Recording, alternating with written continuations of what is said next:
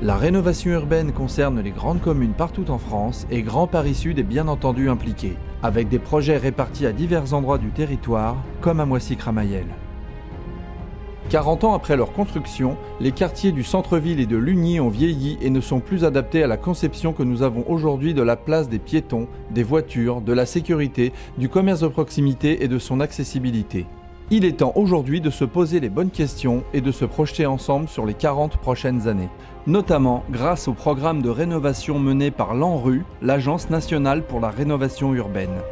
Il s'agit d'un des dossiers prioritaires de la commune et l'État, la communauté d'agglomération Grand Paris Sud, les bailleurs ainsi que le conseil régional ont décidé de participer à la rénovation de ces deux quartiers jusqu'en 2024, date prévue de la fin de tous les travaux. Ces financements spéciaux se concentreront sur le périmètre de la place du 14 juillet, de l'avenue Philippe Bure, de la résidence du Parc et de la rue des Pièces de Lugny.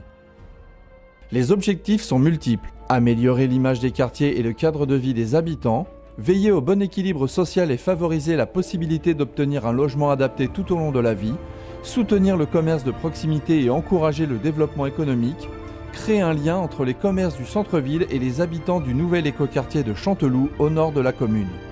Mais vouloir changer la ville nécessite de le faire en concertation avec ses habitants car ils sont les premiers concernés et parce qu'ils ont des choses à dire. Moissy est une ville dynamique, Moissy est une ville que les gens aiment. Mais depuis quelques années, effectivement, il y a comme partout dans la région parisienne et peut-être en France une dégradation avec des difficultés de délinquance. En fait, ici, quand on est là, on se sent un peu enfermé, en fait. On se sent un petit peu à l'écart de tout. Les jeunes, ils n'ont pas d'ouverture, à part un terrain de basket où les cages ne fonctionnent plus du tout. Le terrain de foot, je ne vous en parle pas, l'herbe, elle est haute jusqu'ici. Voilà, c'est tous ces petits services qui nous aident pas et qui fait que la cité, elle est enfermée, en fait, tout simplement. On a un peu mis à l'écart ici, c'est ce que je trouve. Moi, je pense que, évidemment, ça ne dépend pas de moi, mais je pense qu'il faut restructurer le quartier complètement.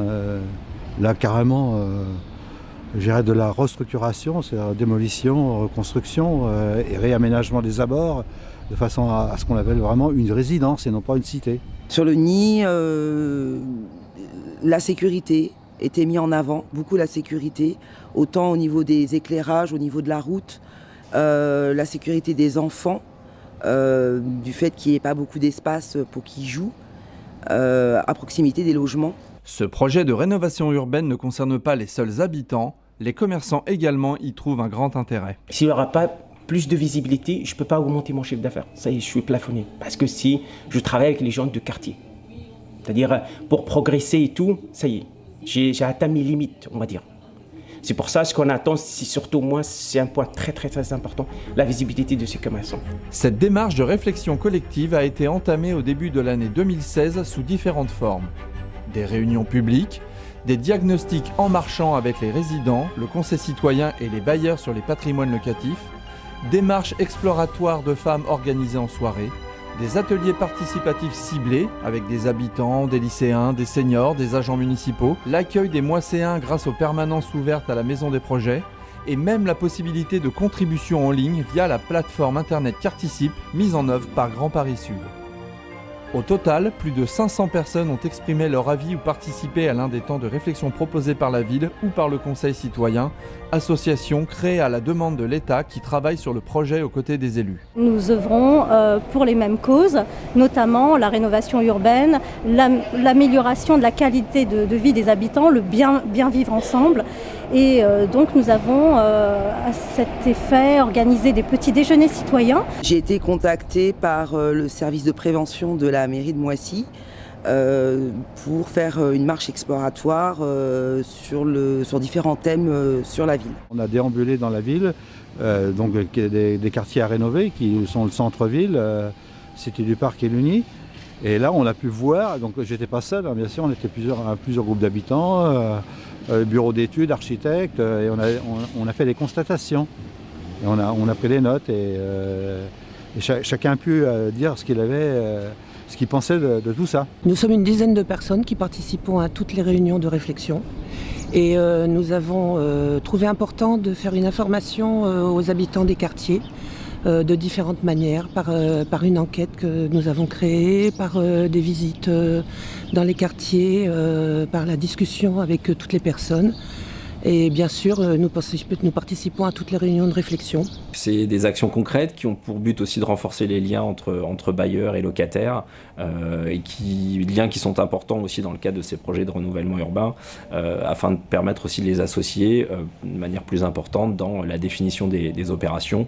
Ça passe parfois aussi par ce type d'opération un peu préalable pour renforcer la concertation et la mobilisation des locataires. Dans le cadre du projet urbain, nous bénéficions de subventions qui nous permettent de réaliser dès à présent certains projets, notamment dans le cadre de la concertation avec les locataires. Nous avons mis en place des ateliers au sein de nos résidences, ainsi que des réunions qui ont lieu à peu près tous les 2 mois, pendant lesquelles les locataires peuvent exprimer leur souhait d'aménagement de nos résidences ou exprimer aussi les dysfonctionnements qu'ils rencontrent au quotidien. En parallèle de la concertation, des études ont été réalisées, mobilisant pendant plus de 18 mois des professionnels de l'urbanisme, du commerce, de la sécurité, des transports, les élus et les services de la commune. Les premières pistes sont proposées par les bureaux d'études. Faciliter l'accès à la place du 14 juillet par une rue à double sens, sécuriser la traversée de l'avenue Philippe-Bure par un plateau traversant surélevé, réorganiser le stationnement de manière plus claire, reconquérir un maximum de places de stationnement dans les parkings au sous-sol des patrimoines des bailleurs, améliorer la visibilité des commerces et des équipements, traiter les problèmes de vitesse, réhabiliter certains logements des bailleurs sociaux. Les chiffrages de toutes ces idées et solutions sont en cours. Mais il faut rester réaliste, tout ne pourra être retenu et financé par l'ANRU. Le temps sera alors venu de décider sur ce qui est prioritaire et possible de réaliser jusqu'en 2024. L'ANRU met également en œuvre ses projets de renouvellement urbain sur plusieurs villes de Grand Paris Sud. Savigny-le-Temple, Corbeil-Essonnes, Évry, Courcouronnes, Grigny et Ris-Orangis. Ce sont donc plusieurs dizaines de milliers d'habitants de notre agglomération qui verront leur quartier et leur ville transformés au cours des années à venir.